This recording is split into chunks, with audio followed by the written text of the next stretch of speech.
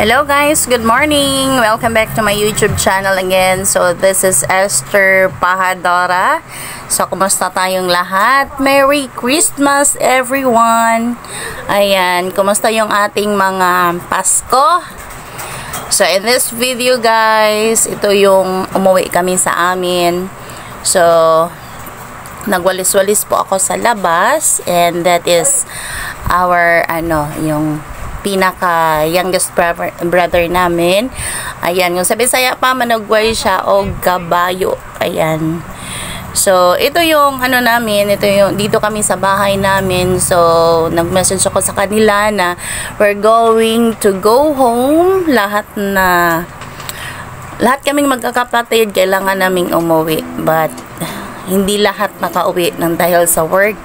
So ngayon dito kami sa bahay namin. So masaya kasi ilan lang yung wala. So I think dalawa lang yung wala.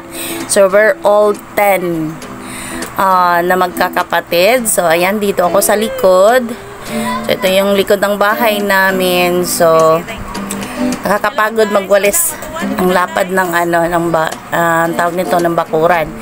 So in this part, ito yung Christmas time. So, busy ang lahat. At ito yung na-miss ko, yung magpausok, lalo na paghapon. So, ayan, may alagang baboy si mama. So, ito yung paligid namin. Very nice here kasi dito kami lumaki. Ayan, naisip namin kasi we're all 10. So, bibong-bibo yung namin. Even mahirap, pero carry bells lang. Kasi yung father namin is talagang napakasipag. Isipin nyo, we're all 10. So, ayan. So, naglinis kami. Ayan. So, dito na tayo. So, pagkagabi na, yan na, nagpalaro po kami. So, they are all happy. Ayan. So, even sabi namin merong premyo, pero walang premyo yan. So, ang daming reason bakit nangyari na ganyan ang So, ang aim na lang namin dito is kailangan namin pasayahin yung aming mga kapatid or kaming lahat together with our parents. Ayan. So, ito yung kaganapan pagka yung Christmas time. So kasi meron kaming kapatid na na-depress kasi how many years na, at saka talagang natuklasan na tawag nito, parang open na siya na sinabi ko ano yung nangyayari sa family niya. So ayan, so even masakit, pero ginawa namin ang lahat para masaya.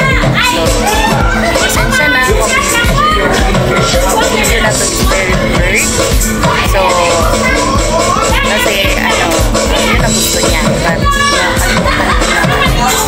pero kailangan kong para for documentation lang.